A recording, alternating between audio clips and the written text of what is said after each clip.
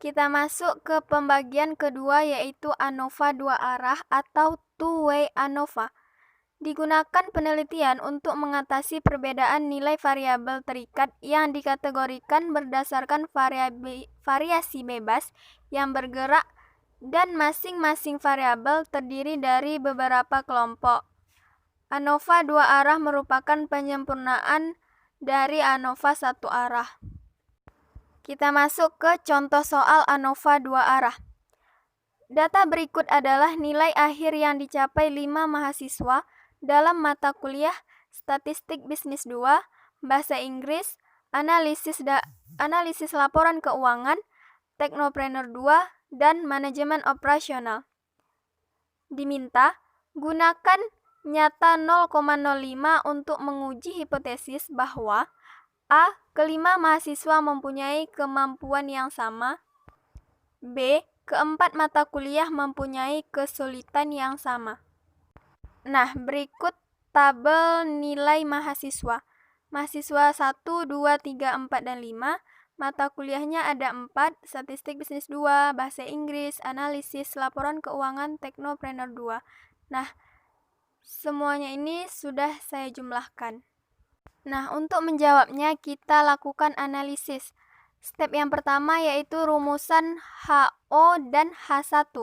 Untuk yang A, HO-nya sama dengan A1, sama dengan A2, sama dengan A3, sama dengan A4, sama dengan A5, sama dengan 0. Artinya, kelima mahasiswa memiliki kemampuan yang sama. Untuk H1-nya sekurang-kurangnya ada 1 A tidak sama dengan 0. Artinya, sekurang-kurangnya ada 2 mahasiswa yang memiliki kemampuan yang berbeda. Untuk yang B, H0-nya sama dengan B1 sama dengan B2, sama dengan B3, sama dengan B4, sama dengan 0. Untuk H1-nya sama dengan sekurang-kurangnya ada 1 B yang tidak sama dengan 0.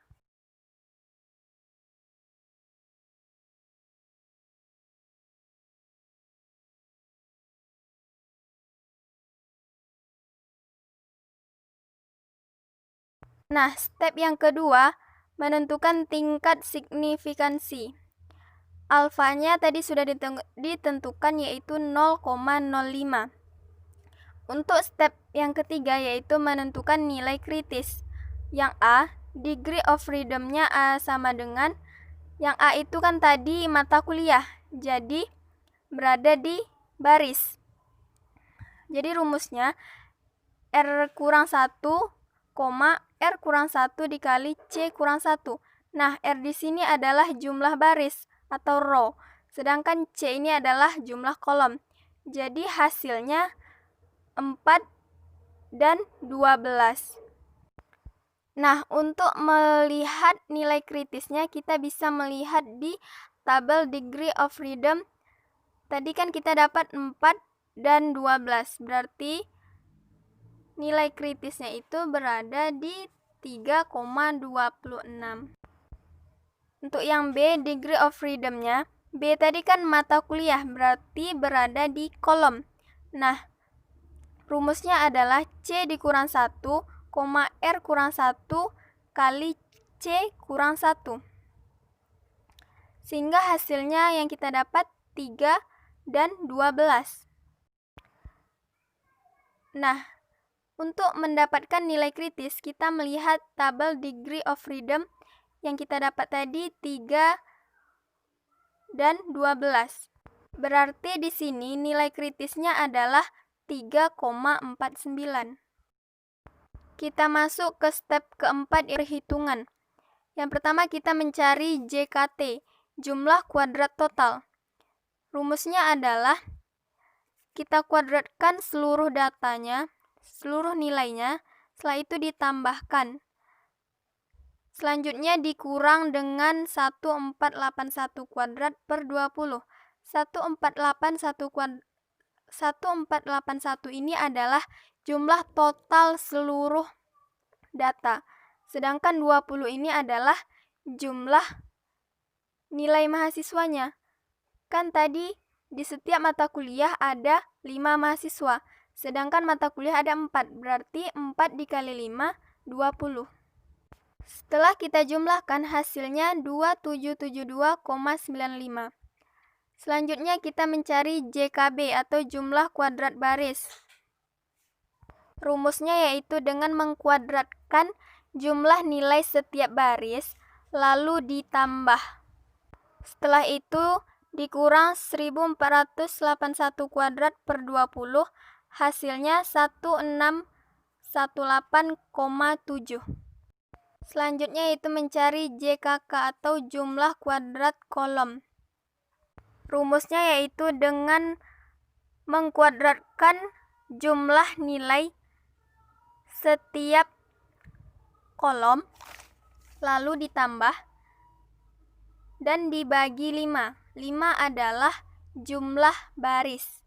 Kemudian dikurang 1481 kuadrat per 20, hasilnya 42,15. Selanjutnya yaitu mencari JKG, jumlah kuadrat galat. Rumusnya yaitu JKT dikurang JKB dikurang JKK. Tadi JKT-nya 2772,95 dikurang JKB 1618,7 dikurang JKK 42,15. Hasilnya 1111,65. Kita sudah dapat semuanya nilai yang akan kita gunakan untuk membuat tabel ANOVA. Nah, selanjutnya masuk ke tabel ANOVA. Ini dia tabel ANOVA. Sumber keragamannya yaitu nilai tengah baris, nilai tengah kolom, galat. Jumlah kuadrat nilai tengah baris yaitu JKB 1618,7. Jumlah kuadrat nilai tengah kolom JKK 2,15. Dan jumlah kuadrat galat yaitu 1111,65. Derajat bebas nilai tengah baris yaitu 5 kurang 1. Barisnya tadi 5 kurang 1 sama dengan 4. Derajat bebas nilai tengah kolom yaitu 4 kurang 1 karena kolomnya ada 4. Dan derajat bebas galat adalah 4 dikali 3 sama dengan 12. Kuadrat tengah nilai tengah baris 1618,7 dibagi 4, hasilnya 404,675. Kuadrat tengah nilai tengah kolom 42,15 dibagi 3, hasilnya 14,05. Kuadrat tengah galat yaitu 111,65 dikali 12, hasilnya 92,6375. Untuk F hitung nilai tengah baris 404,675 dibagi 92,6375, hasilnya 4,37. Untuk F hitung nilai tengah kolom 14,05 dibagi 92,6375, hasilnya sama dengan 0,152. Nah, selanjutnya untuk step yang kelima kita menentukan kesimpulan.